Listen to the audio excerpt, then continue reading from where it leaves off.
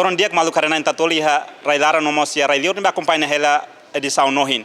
Ohin é a Convenção Kuala Lumpur, Malaysia, Timor Leste Depozita, Instrumentu Adezaun, onde sai Membru ASEAN, Dala-11 recenida, nebe entrega direita Karta husi Ministro Negócio Estrangeiro, Timor Leste Benito Freitas, ba Secretário-Geral ASEAN, Kau Kim Hon, nebe sassin direita husi Ministro Negócio Estrangeiro, Malaysianian, Datu Seri Muhammad Hassan.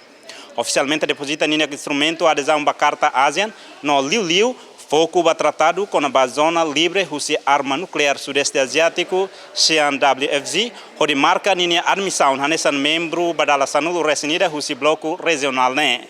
Ministro Negócio Estrangeiro malaysianian Datuk Seri Muhammad Hassan ha âmbito entrega carta ne descreve ocasião ne hanesan marco histórico ida nebe significa expansão âmbito asianian hodi inclui Estado soberano hutu IHA Sudeste Aziátiku. Ia bibane Ministro Muhammad Dehan Malaysia dar Presidente ASEAN hamutu com membro Estado sira hato parabéns ba governo Estado no povo Timor Leste. Entretanto, lihu se tratado SEANWFZ Timor Leste mos hamutu com país membro ASEAN IHA compromisso solitário onde garante katak Sudeste Asiático sai na fatin hanesan santuário damenian libre husi sombra husi arma nuclear sira. Entretanto, a adesão Timor-Leste laos de formalidade institucional, mas reflete Timor-Leste nefir e ideal sira ASEAN, no nefir e futuro coletivo nebe hari e harmonia, cooperação no respeito bamalu.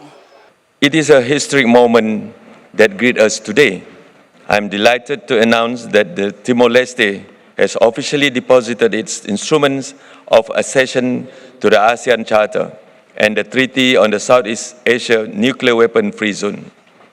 This effectively marks Timor-Leste's full admission as the 11th member of ASEAN and the expansion of ASEAN's scope to include each and every sovereign state in this home we share. On behalf of our Malaysia and on fellow members of state, I extend our warmest congratulations to the government and the people of Timor-Leste. As the chair of ASEAN, I am honored to share this moment with all of you. E a bibane Presidente ASEAN nebe lidera husi Malaysia afirma Timor-Leste lori energia phone, perspectiva phone no população jovem nebe pronto a contribuir enriquece ASEAN e identidade coletiva politicamente, culturalmente, no economicamente.